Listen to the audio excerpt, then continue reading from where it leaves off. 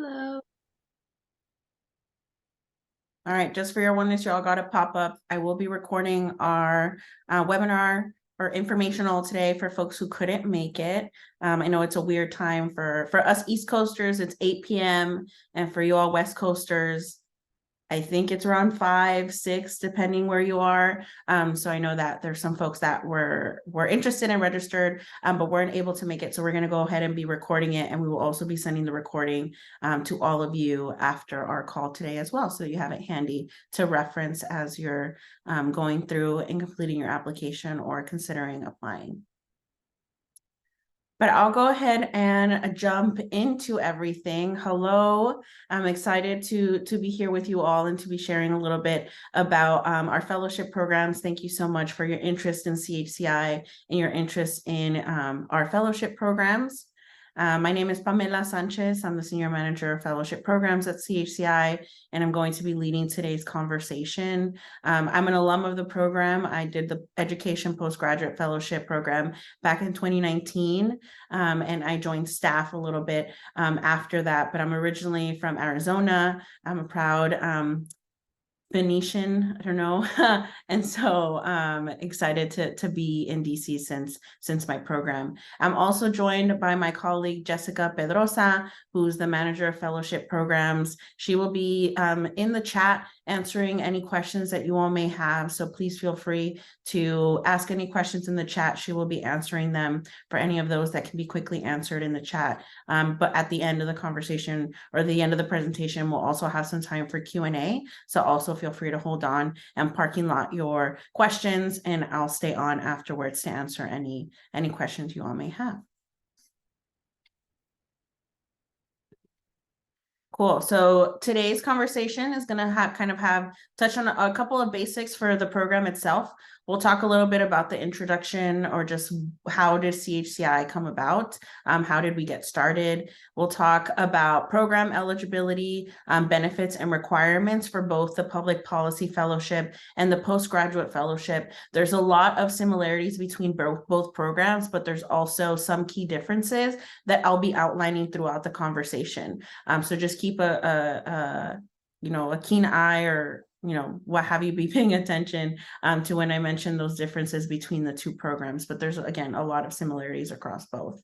We'll also be talking a little bit about the selection process, sharing an outline of what to expect, and we'll share a bit of application tips, but we also are planning to do another pre-recorded video to go more in depth on application tips in the next 2-ish weeks. So you'll see those that pop up on our YouTube as well, but I'll share a little bit and give you a head start in our conversation today. And then, as I mentioned, we'll also have some time to do some Q&A at the end for anything that you're so curious about.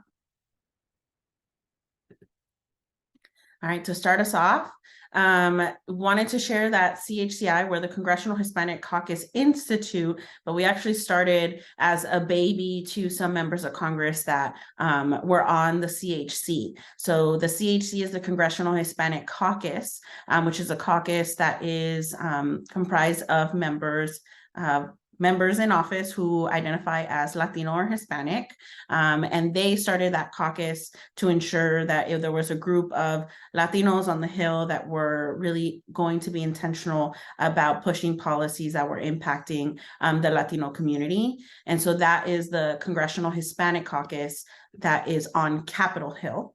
And then we are the Congressional Hispanic Caucus Institute, which developed by a group of Latino congressmen who wanted to create kind of a branch, but not directly united, but similar type of work, but instead wanted to create an institute that was going to focus on impacting the community on the ground and helping develop the next generation of Latino leaders. So the Congressional Hispanic Caucus Institute was created by members of Congress who were part of the CHC, but we don't work necessarily together. We are just kind of a product of Latino Congress members at the time in 1978 who created the Congressional Hispanic Caucus specifically to develop programs that were going to be a pipeline for Latino leaders, on the Hill, in office, etc. But we've grown beyond that. So originally we started as an institute that was a pipeline for Latino leaders within Congress, within elected officials, but we've since then kind of broadened our scope, and we now have a mission of developing Latino leaders across all sectors, starting, of course, on the Hill in Congress, but across all sectors in nonprofits, corporate America, think tanks, etc., local level, all things. So we're just a pipeline of Latino leaders in all places. And jumping into specifically the public policy and postgraduate fellowship programs, many of you may know that we also have internship programs as well as high school programs. And we recently also launched a Hill Staffer program. So we have a lot of different programs and a lot of different ways that Latinos in across the country and in different sectors engage with us. But today we're going to specifically be talking about the public policy fellowship and the postgraduate fellowship program.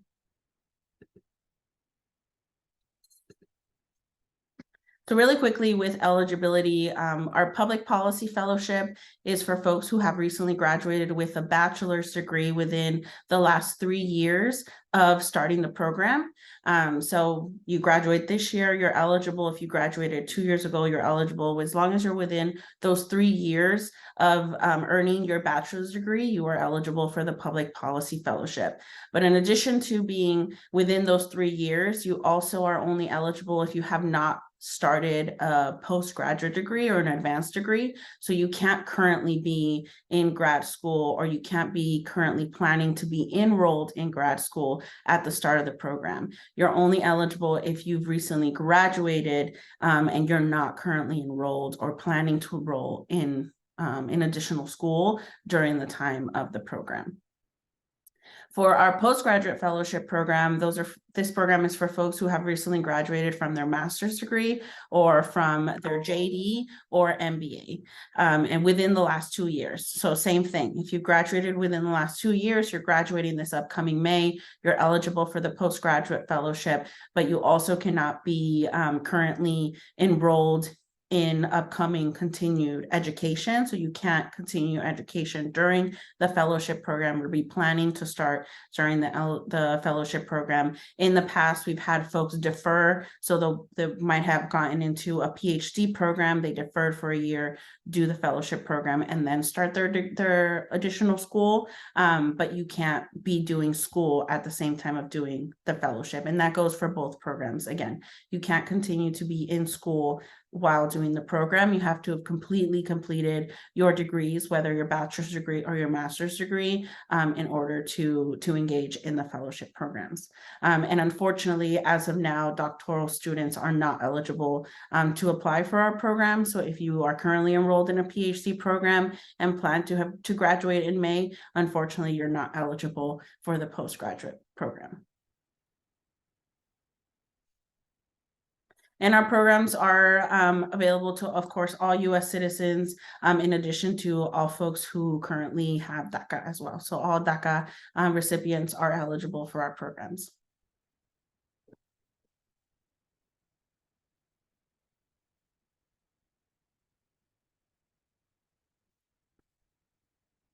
We do offer a stipend, so all of our programs are paid. Our internship programs are paid. Our fellowship programs are also paid. There's small differences between our pay between the PPF program, which is the Public Policy Fellowship Program, and the PGF program, which is the Postgraduate Fellowship Program. As of now, our Public Policy Fellows get a gross stipend of $29,574 throughout the 9 months during their program, which is equivalent to $39,000 per year. Which is an standard entry-level salary on Capitol Hill for an entry-level position, for example, a staff assistant position. And our postgraduate fellowship programs, participants get paid $34,200 gross across 9 months, which is equivalent to $45,000 a year, which again is a standard entry-level position on Capitol Hill for folks who are like LCs, legislative correspondents on Capitol Hill. But in addition to stipend, we also provide all of our participants full health insurance, full dental insurance, and full vision. So we pay all those premiums. So the participants get insurance covered completely at no cost to them.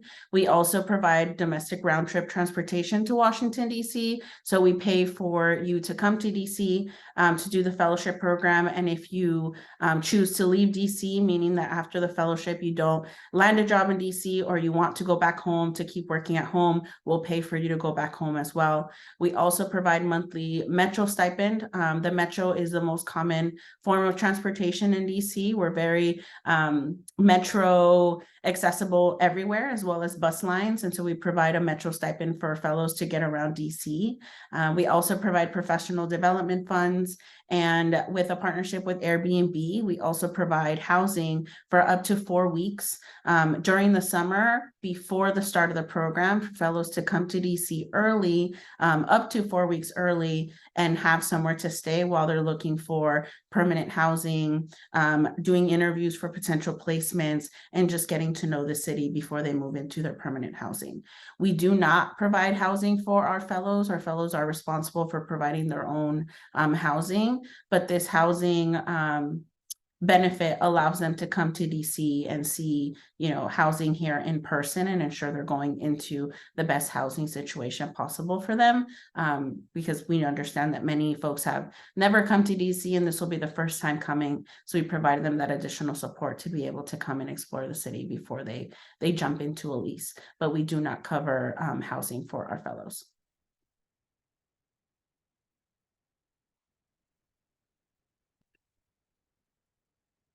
In addition to, of course, the monetary benefits, the other benefits of doing the fellowship program is an immersive work experience on Capitol Hill. I think there's other opportunities to be on Capitol Hill, but as part of a CHCI fellowship program, our fellows truly are treated as full-time legislative staff on Capitol Hill, and they have the option to do a full 9-month placement in a congressional office, whether it's a personal office, a committee, a caucus, to be part of the legislative team and engage in that legislative work.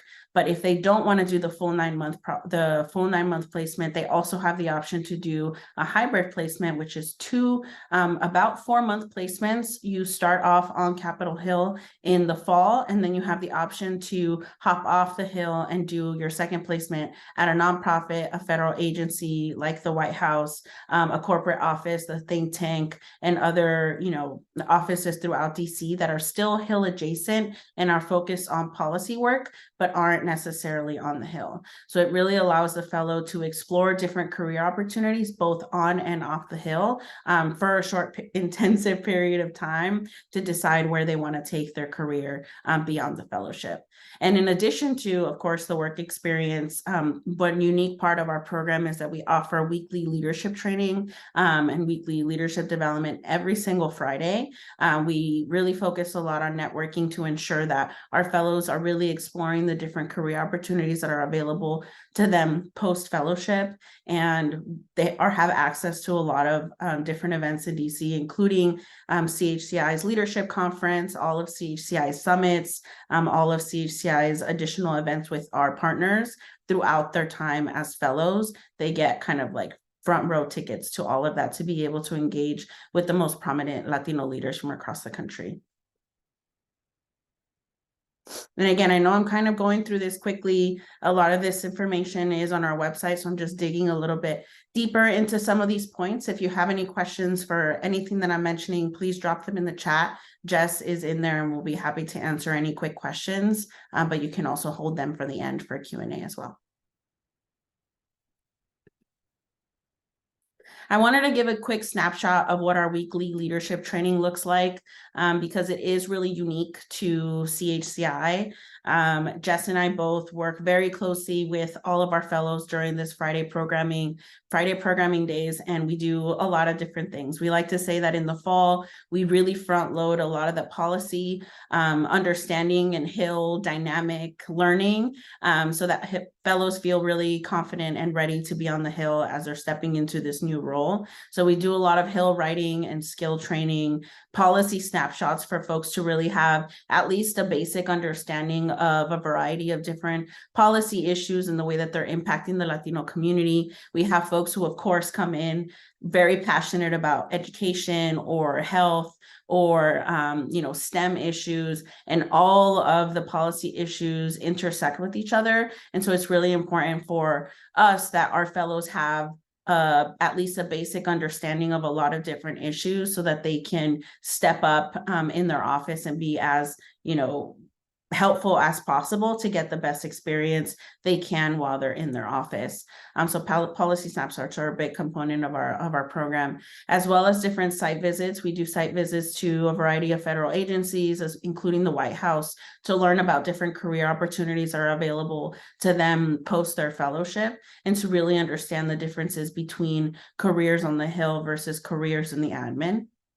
We also have a lot of group conversations. Identity is a really big part of our program. We are Latino Leadership Institute, and we're the premier Latino Leadership Institute for a reason. We have difficult conversations within our programming as a cohort on colorism, on engaging with folks who have different opinions than us, working across the aisle. We're really segregated in a lot of ways between the Dem and the Republican Party. So having conversations about what that looks like within our community. And a big one, I'm sure many of you have felt this or maybe feeling it right now, is imposter syndrome. Imposter syndrome is something that as Latinos, we live through for maybe, if not the majority, all of our life. I know that I definitely still have imposter syndrome as I've moved up in my career, and it's something that we don't shy away from. We actually lean into having conversations about how imposter syndrome is showing up in their placement, in their experience in DC, in their cohort dynamics, in all things. And then the outside of just kind of policy and identity, we also really focus on career exploration. We want to make sure that our fellows have a foundation that is really strong for them to feel confident in going into their next steps, into their next career after the fellowship. And so we lean into doing a lot of networking power hours where fellows get to engage with Latino professionals from a lot of different sectors, including think tanks, corporate America, lobbying firms, the Hill, of course, nonprofits, really all sectors that are available to them. As I mentioned, we originally started as a pipeline for Latinos on the Hill, but we've since grown, and we want to make sure that we're a pipeline for Latinos leaders in all sectors. And so we want to make sure that we're giving our fellows face time with a lot of folks who have taken their careers in multiple directions.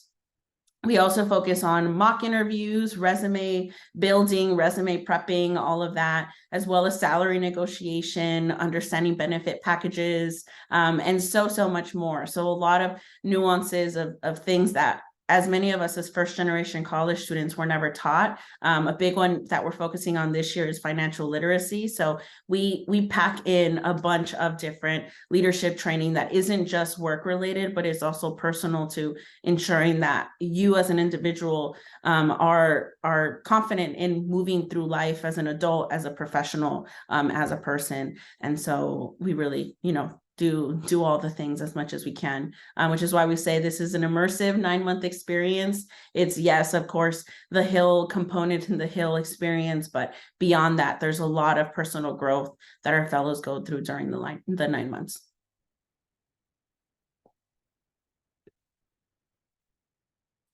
All right, so part of the requirements for being a fellow with CHCI is, of course, it's a 9-month program. It starts at the end of August and it runs through the end of May of every single year.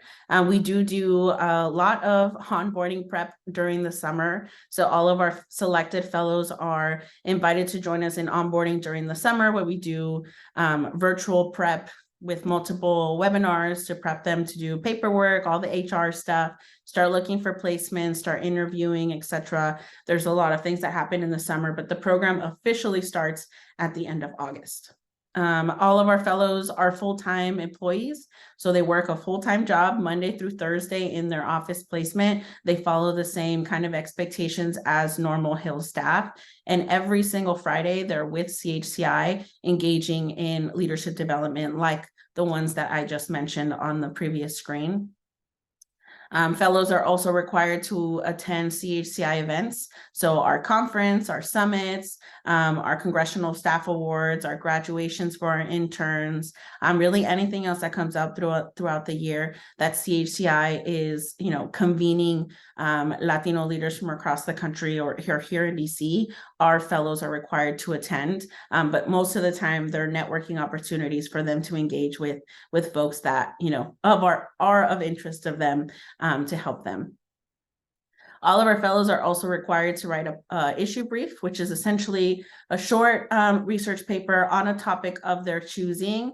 One of the differences between the PPFs, so the public policy fellows, and the postgraduate fellows is that the PPS have a lot of freedom to choose what topic they want to focus on. Our graduate fellows, for those of you who are interested in and have started your application for the postgraduate fellowship program, you'll notice that we have specific concentrations, anywhere from education, international affairs, health, etc. And so our postgraduate fellows who are in a specific concentration, for example, if you're the education postgraduate fellow, your issue brief is going to be on a topic within the education field, whereas our public policy fellows come in pretty generic, and so they're able to choose a topic of their own choosing. But really, from what we've noticed, if you're interested in the postgraduate fellowship and you're applying for a specific concentration, most of the time it's because you have a background in that concentration, you have an interest in that concentration,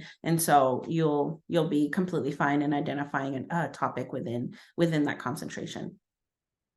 Aside from the issue brief, our postgraduate fellows also moderate a policy briefing on Capitol Hill. So the last few years since 2020, our Capitol Hill briefings have actually been virtual. So you can actually find them on our YouTube channel, where this video will also live eventually. And I highly encourage you to check them out. All of our graduate fellows take their issue brief topic and kind of expand the conversation with experts within that field. They bring those experts together and have, again, a continued conversation on that topic on Capitol Hill. And so this year we're doing it back in person. So if you're in DC this spring, keep an eye out. You might be able to attend one of those. But our public policy fellows don't have to moderate a policy briefing. This is an exclusive kind of extra opportunity for our postgraduate fellows to showcase themselves as the experts within their field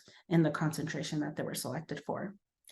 And lastly, all of our fellows engage in community service hours. So I think it's really important to give back to the community. And DC has a really vibrant Latino community of all kinds of different Latinos. As a Mexican from Arizona, I had never met a lot of Central Americans, and there's a huge Central American population here, and there are, of course, a bunch of other heritages as well. It's important for us to push our fellows to immerse themselves in the DC community, in the Latino DC community, and give back while they're here and getting to know the city.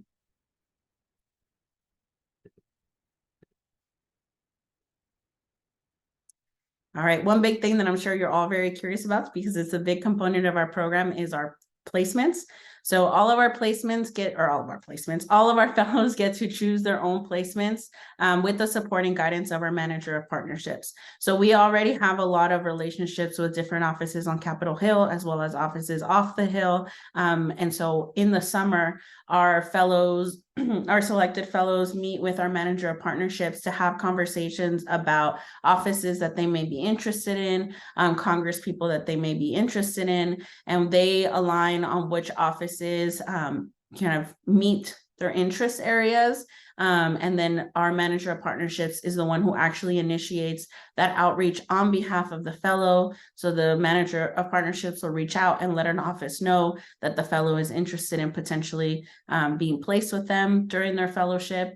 If the office is interested in learning more about the fellow, they'll reach out to the fellow directly to schedule interviews. All of the fellows will go through a handful of interviews, and then in the end, dependent on how many offers they receive, the fellow ultimately makes makes the decision to accept the offer that best matches the placement experience that they want to have. So our fellows, unlike our interns actually get placed in offices based on a variety of variables. Our fellows have a lot of autonomy in sharing with the CHCI team what offices they feel kind of meet their requirements for the type of experience that they want to have. We provide a lot of guidance and sharing insight that we know about what it's like working in certain offices, or what offices offer the best experience for health fellows versus education fellows versus technology fellows, etc. And then we engage them in conversations with those offices so that they can learn from each other and then hopefully get some offers out of it. So just again to reiterate though, that all of our fellows start on Capitol Hill during their fall semester. So from September to December, all of our fellows are on Capitol Hill in a personal office, on a committee, in a caucus, etc. And then in the spring is when fellows have the option to jump off the Hill if they want to. They don't have to. We have a lot of fellows who stay on the Hill for the full 9 months. But if the fellow wants to also have that off-Hill experience, they'll jump off in the spring from January to May and work at an agency, at a nonprofit, at the White House or what have you. Again, dependent on availability and dependent on their interest.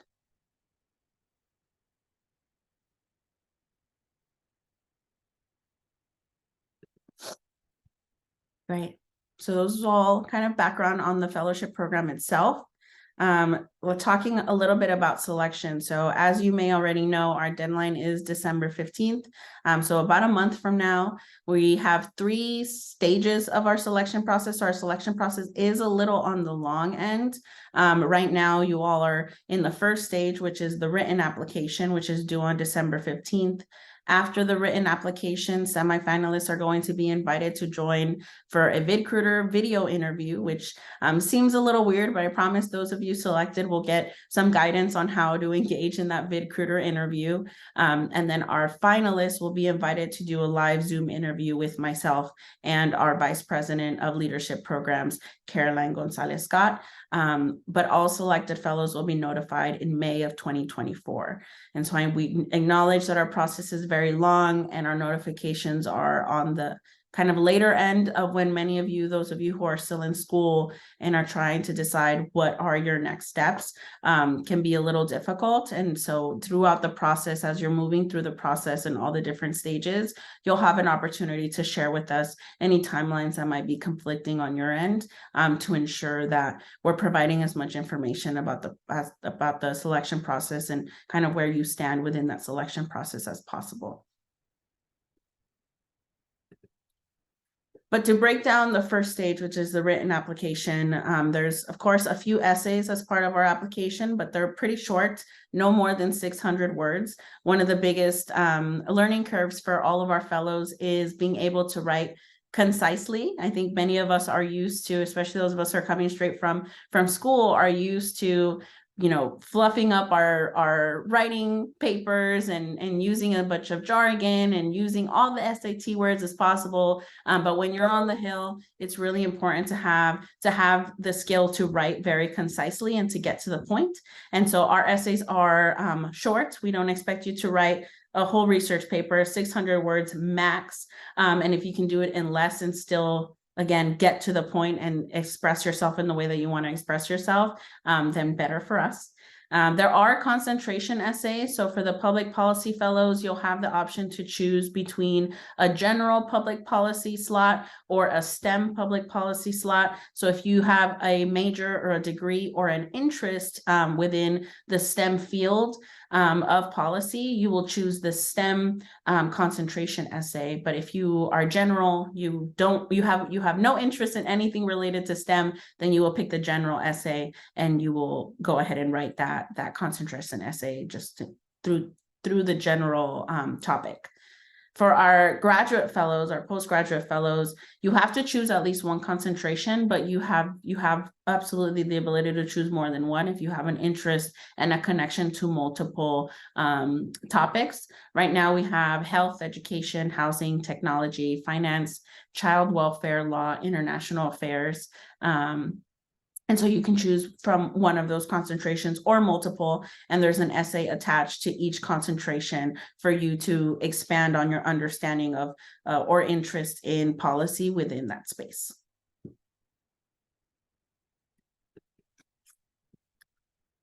For both fellowship programs, there's also professional recommendations. So for the public policy fellows, you'll need 1 recommendation, and for the postgraduate fellows, you will need 2 recommendations. And I just want to make it very clear that the deadline of December 15th is also your recommender's deadline. So if you've already reached out to your recommender, make sure that you're staying in close communication with them to ensure that they're also submitting their recommendation for you by the December 15th deadline. Otherwise, the application portal will close and they won't be able to submit it and attach it to your application otherwise. So it's really important that you stay in communication with your recommender and they know that the December 15th deadline is also their deadline to submit the recommendation. All of the applicants will also be uploading a resume, which we'll chat a little bit about some tips on the type of resume that we're looking for.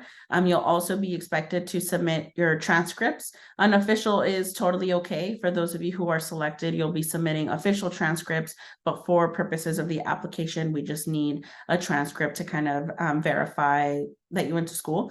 And then you all will also be submitting the student aid report, which is the SAR report.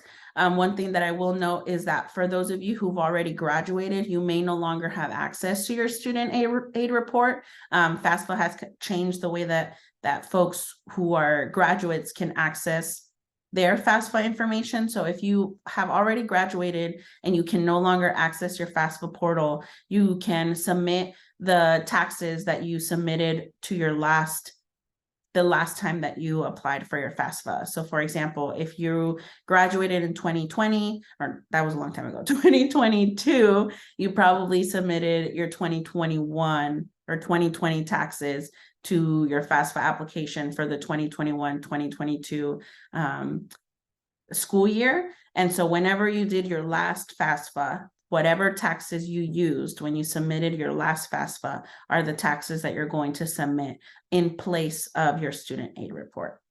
I hope that was clear. I know the FAFSA stuff can get a little confusing. So if you have any questions regarding that, again, if you can't access your student aid report, just shoot us an email and we'll help you figure out which is the best option for you to submit. All right, some application tips. One of the big ones is resume. So with the Hill and DC in general can be very prickly about the types of resumes that we want to see. And so I wanted to share an example of a very generic but normal resume to be circulated around DC and the type of resume template that we want you all to try and use and replicate when you're submitting your resume. Make sure that you have multiple people review your resume and give you some feedback on it. Make sure that all the grammar is correct. All of those little things. I know that sometimes we can be in our resume and because we see it all the time, we may miss those grammatical mistakes or those run-on sentences or something that just doesn't make sense because it makes sense in our head, but it may not make sense to a reader. Make sure that you have multiple people reviewing your resume and that you're using the traditional resume format, which is the one up on the screen. Again, for Hill and DC spaces, the creative Canva resumes or resumes with pictures or colorful resumes are usually not preferred, if not preferred, period. It's a very kind of button up city. And so we want you to start getting into the habit of using or at least having a version of a traditional resume that you can submit for some of those more traditional button-up job opportunities. If you have a more fun resume, I still encourage you to have it. There's definitely sectors and spaces where you'll be able to show your creativity and submit a more fun resume. But for the purposes of this application and for the purposes of just getting used to the DC culture, we are asking for a traditional resume format like the one that you see on the screen, which comes directly from the Senate Democratic Diversity Initiative.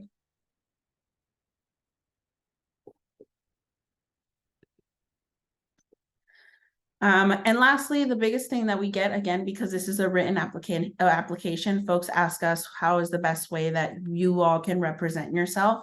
And the best way is represent who you are in the essays. Again, think about, you only have a max of 600 words. So how are you going to showcase who you are as an individual and what you are truly passionate about within those essays?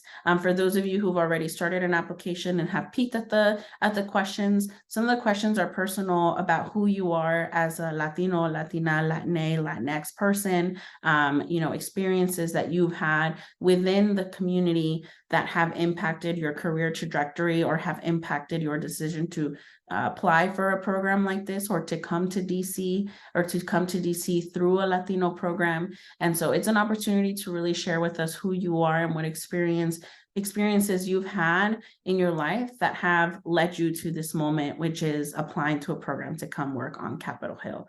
So make sure that you're allowing yourself to really shine through the essays. We don't want you to write things that you think we want us to hear, or does that make sense? We don't want you to write about things that you think we want to hear about you. We really want to know who you are, what you represent, what you stand for, and why you're applying. Like what really led you to us. That's really what we want. We can get to the policy experience or not, right? We have a lot of folks who don't need any policy experience. If you've never had any experience working in government or campaigns, or you literally don't know anything about policy, that is absolutely okay. We are not looking for policy experts.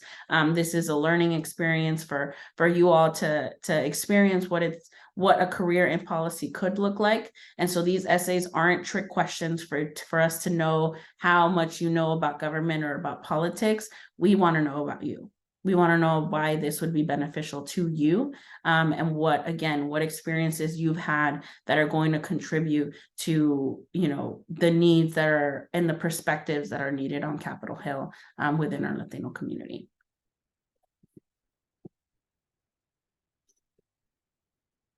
That is all that I had on our end. Our contact information is up on the screen. Of course, again, I'm Pamela. I'm the senior manager, and you can email me at psanchez@chci.org. And we also have Jessica Pedrosa, who's the manager of the fellowship program and works directly with our fellowship cohort. And her email is jpedrosa@chci.org. But we will use this recording. We will post it on YouTube for you to refer back to in the future. But we will go ahead and stop sharing screen. And for those of you who still have some questions, are curious about anything that I didn't, dig into as much as you wanted to during the conversation, feel free to stay on, and I'm happy to answer any questions with my colleague Jess as well. All right.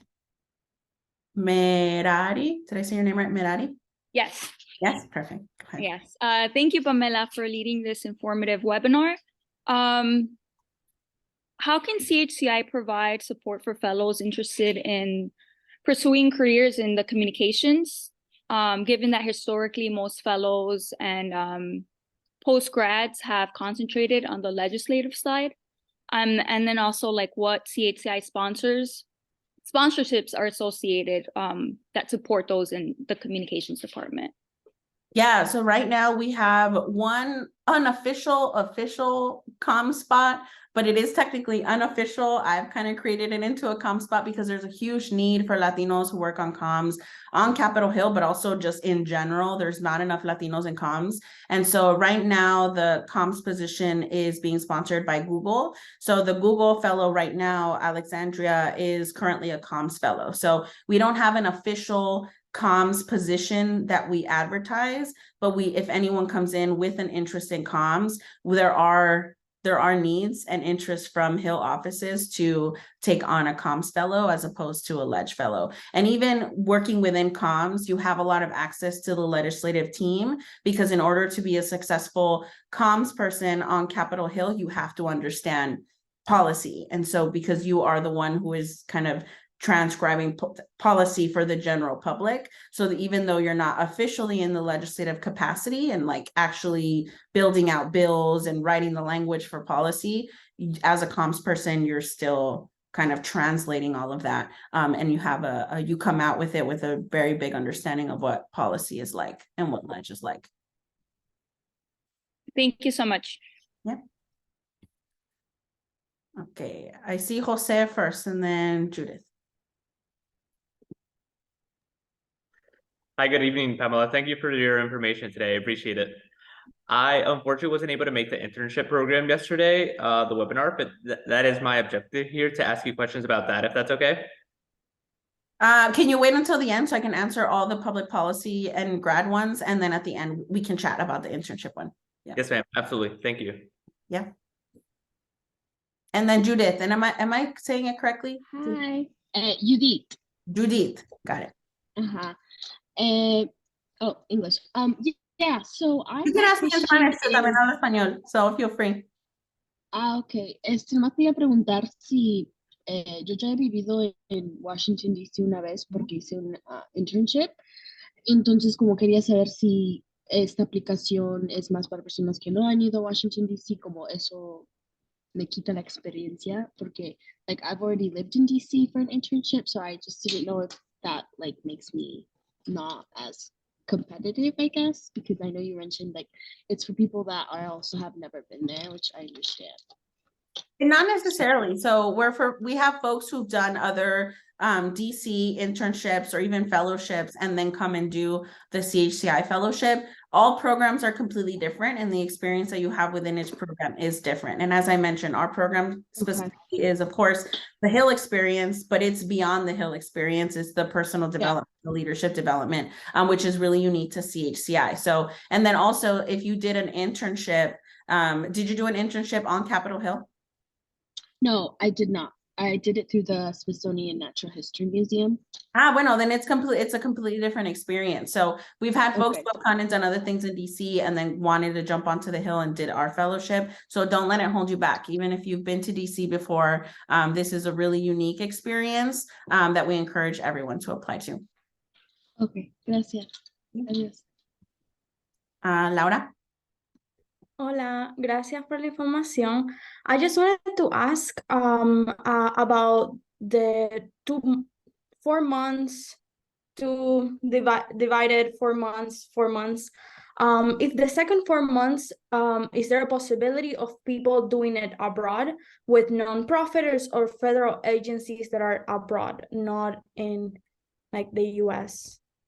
Yeah, no, great question. Unfortunately not. Our program is stationed in Washington, D.C., and the experience is within Washington, D.C. Because our programming, even for folks who jump off the Hill for the second half, our programming continues.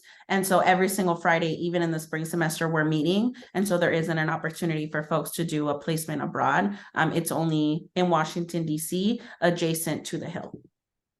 Okay. And is there opportunities with international organizations and so on that are nonprofit as well?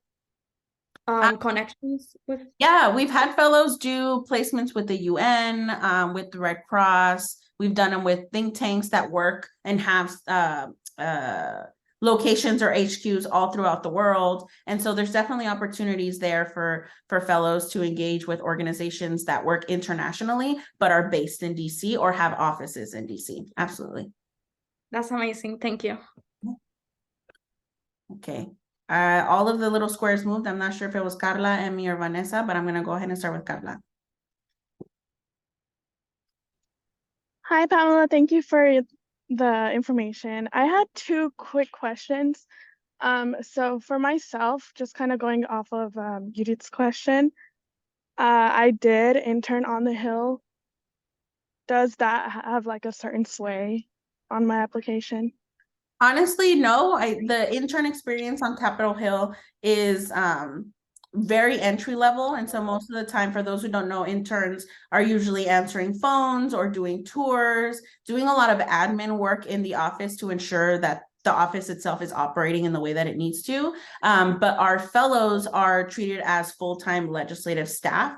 And so they're working directly with the legislative team. So most of the time, their direct supervisors can be legislative directors, legislative assistants who are managing their own portfolio. And so they're working directly with the team to push out legislation and push out potential solutions to issues, that are impacting constituents or impacting the country as a whole. So I think the internship experience on Capitol Hill is very distinct to the fellowship experience. So that wouldn't hold you back in anything. Okay, thank you so much. And then also, what kind of influence does your transcript have on your application?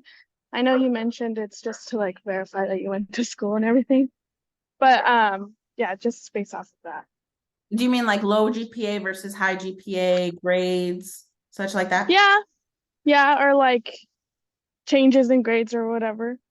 Yeah, I mean, honestly, from my end, I'll speak only for myself. When I'm reviewing applications, I look at the application as a whole. I wasn't a great student. I almost flunked out of college my first year because I was a science major at my freshman and sophomore year, and I was not good at math, and I failed college algebra like twice. This is going to go on the internet, so now the internet's going to know that I failed college algebra twice, but I did. And so I graduated with undergrad with not a great GPA. But there's a lot that goes into that process, right? There's a lot of lived experiences that impact how you show up as a student, especially as a first generation student. So I would suggest talking about that in your essay and acknowledging it, not shying away from the fact that you struggled with some classes, instead leaning in to share how your lived experiences impacted who you were as a student, but that does not impact who you are going to be as a professional or just as an adult, et cetera, et cetera. So on my end, when I'm reading applications, I'm looking at the application as a whole. And if I see a lower GPA, if anything, I'm more curious as to what happened with that student versus assuming things that may or may not be true, right? So I would address it in your essays. There's an opportunity at the very end you have all your main essays, and then you have an essay that's optional for you to add anything else that you feel isn't being represented in the way that you want it to in your application. And that would be a great opportunity for you to talk about anything that you may feel kind of insecure about in regards to your transcript. Thank you so much. Absolutely. Emmy? Thank you so much, you guys, for being here and just like sharing this information. I feel like you're giving us a lot of gems, so thank you so much for that. And I also have two questions. One, does being a specific major that doesn't align with politics affect our application? Nope, not at all. We have engineers, we have health folks, we have educators, we have everyone all across the board, all across the spectrum. Policy isn't, there's, of course, I think we're all trained to believe that if you want to go into politics or government, you have to be a poli-sci major. As a poli-sci major, I can tell you none of that actually helped me once I was on the Hill. And so there's different perspectives that are absolutely needed and different lived experiences that are needed on the Hill that don't always correlate with you being a poli-sci major. And so there are no major requirements at all. You can be a dance major, an art major, anything. We had someone who applied and got really, really far in the process who was a sign language major, but like made the connection as to why they wanted to go into policy and why their background in learning sign language was needed on Capitol Hill. And that was a really unique perspective that they brought to the application process. And so if you have a non-traditional, or what folks would consider a non-traditional major for someone who wants to go into politics or government, I'd say lean into that and talk about how those lived experiences that have led you to that non-traditional major are going to help you be a successful policymaker, etc. Oh my God. Thank you so much. And my next question is, do you mind describing a little bit more of what think tanks are? Because I've never heard of them. Think tanks, oh my God, I'm really bad at explaining think tanks too, but they are essentially like, I look at them as research hubs. Like their main purpose is to do research and push out information on specific topics. So you have think tanks that focus specifically on education. You have think tanks that do will have multiple departments, so they focus on a lot of different things. You have think tanks who focus on international affairs. So a few of them that are popping up are like CAP, the Center for American Progress, New America, that's an education one, CSIS, which they do a lot of international techie stuff, the Urban Institute, Aspen, they're all just hubs of people who do research on a variety of topics or specific topics and push out information. So a lot of like reports that you read about certain issues, many of them come out of think tanks, because I think of them almost like as the nerds, like they are the experts of the things. Their whole thing is doing research and providing potential solutions. And a lot of Congress or folks who work in congressional offices work closely with think tanks or get information that helps them then potentially push out solutions for issues based off of the information and the data that think tanks have collected. I hope that makes sense. Still Yes. learning myself, honestly. Yes. No worries, I think you did great. And I'm sorry, one question just popped up and I just want to ask it just in case somebody else has that question. For someone who's like never been to Washington, D.C., or who's never lived there, do you have any tips as to finding a place? Because I know, housing isn't provided. So are there any tips for that? There are all of our selected fellows. We have a dedicated webinar in the summer to break down all the quadrants in DC, to give suggestions for neighborhoods, give suggestions for budgets. We also have a huge we have a huge alumni network in DC. A lot of folks who've been around for a long time have multiple properties because generational wealth, we love that, or building generational wealth, we love that, who then rent out their spaces to incoming fellows. So there's a lot of resources that we've compiled in the last few years that we funnel down to our incoming fellows. And so we have all of those conversations in the summer for our selected fellows to be prepared to understand what it's like to work in or to live in DC. Okay, thank you, Pamela. Absolutely. Okay, I've seen Vanessa's hand up for a while, so I'll start with Vanessa and then I'll jump over to Melanie. Hello. So I just had a question based off of the timeline. So my friend is in the program and he had stated that it didn't really matter when you graduated. However, I went on the website and it stated that you should have your degree by August 2023. So would that mean I graduate in next semester? So that would mean I would have to wait for the 2025 to 2026 cycle? By next semester, do you mean May of 2024? Correct. No, you'll be eligible. So if you graduate in May of 2024, your degree just needs to be, I think, conferred by then. If you graduate in May, your degree, as long as everything on your institution's end goes through and all of your grades are put in and your professors accept all the things, you should have your degree conferred by the summer. So all we ask is that your degree is conferred and you are absolutely done with doing classes, done going to school, you've walked, etc., by the start of the program. And there is some flexibility because we know some institutions run on like tracks, or we've had folks who apply from institutions abroad. So they went and they got their like MBA in Italy or something, and their school system is different. And so there are some exceptions, and we work with individuals who meet those kind of exceptions.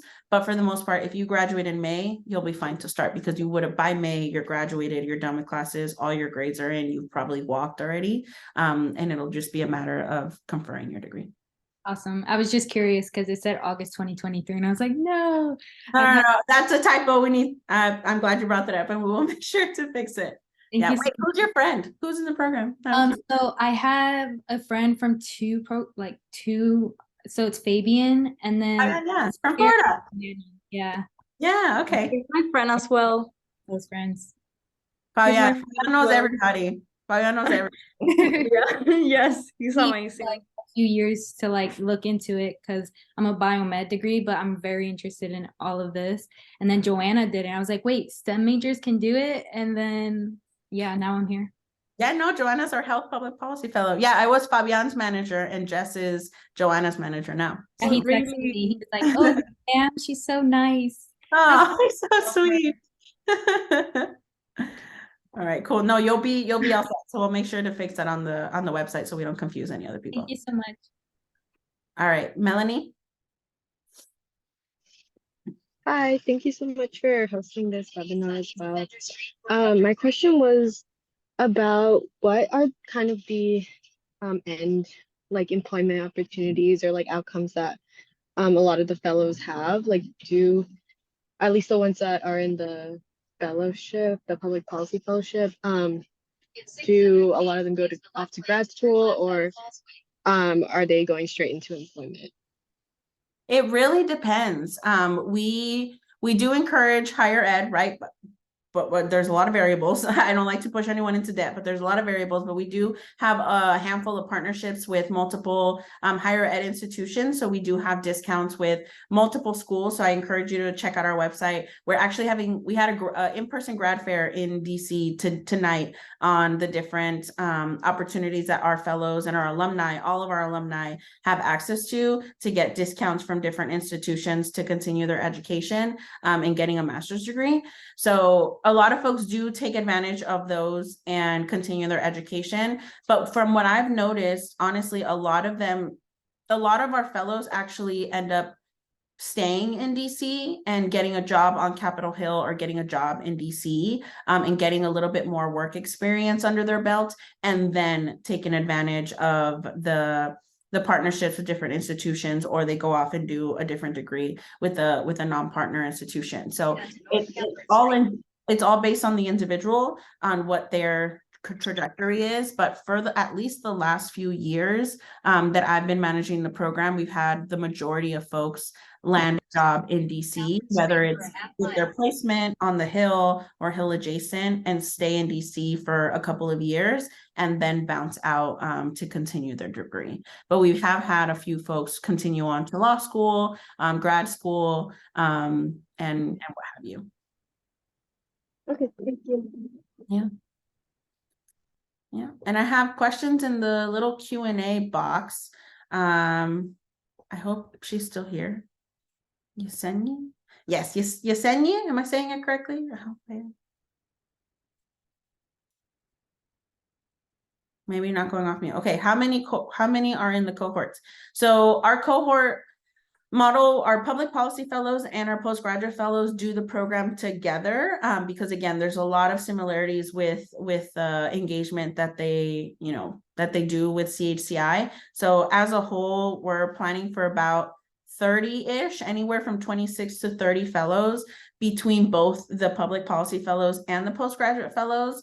Our postgraduate fellows are a smaller class. We're anticipating 10 postgraduate fellows, and then anywhere from 15 to 20-ish public policy fellows. So our cohorts are big enough to be big and diverse, and we can pull in as many folks as we can, but also small enough for it to be,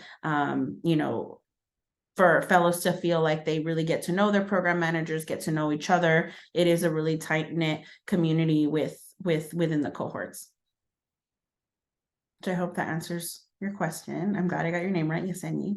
All right, Claudia asked, can lived experiences count for experience in concentration? Absolutely. I mean, if you have a lived experience, for example, we have a lot of folks who apply within the postgraduate fellowship who are masters in public, or are getting degrees or have degrees in masters in public policy or masters in public admin. That's not specific, right? It's not a specific master's in housing policy or education policy, etc. And so you can use those more generic, not generic, but just kind of open-ended degrees for you to make a case to why within that space of having potentially also make an assumption. So apologies, and you can always follow up if I don't answer this question correctly. But let's say, for example, you have an MPP, a master's in public policy, and you have a specific interest in health.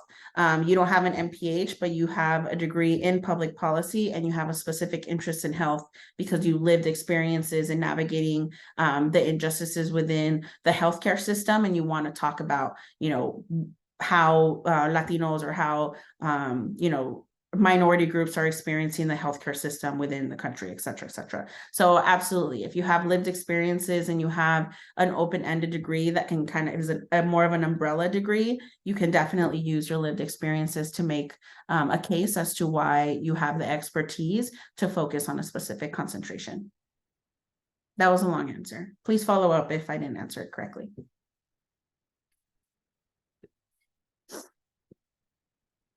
And then I just realize she's no longer here. Well, I hope that was helpful for someone. Definitely. Okay, cool. Any other questions before I close this out?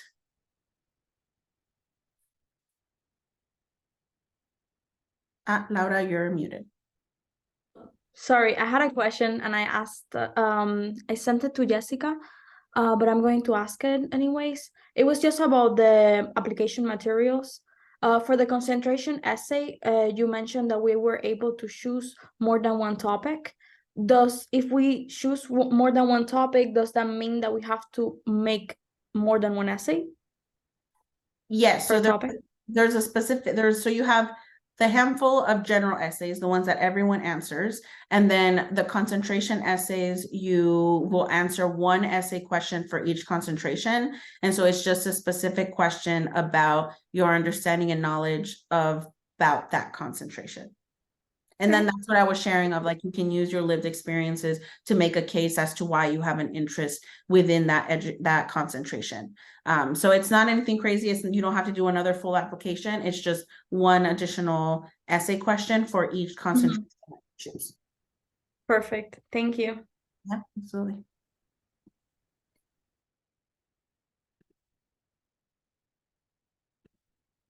Okay, great. Well, awesome. As I mentioned, we obviously recorded this conversation, and so we're going to be sending it all out to y'all in a follow-up.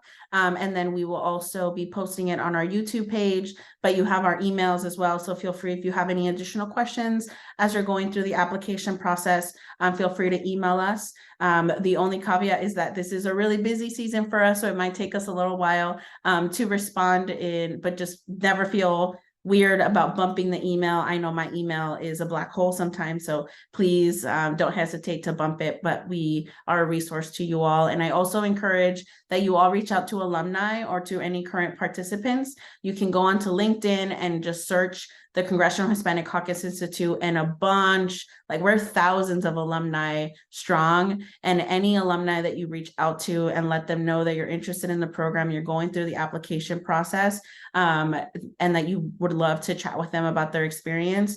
Alumni love chatting about CHCI for the most part. I'm not going to say everyone, I'm not going to generalize, but for the most part. And so I really do highly encourage you to reach out to folks and let them know that you're applying and that you would love to pick their brain. And if there are any recent alumni from 2020 to now, meaning they're doing the fellowship program from 2020 to now, I manage them. So tell them that I sent you to them, and then they'll respond.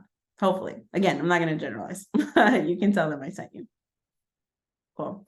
Well, thanks again, y'all, for chatting with us and jumping on tonight. We'll share this information and we'll be a resource to you if you need us in the future. And Jose, I'm going to stop recording and then jump over to you. Bye, y'all. Have a great night. Thank you. Thank you so much.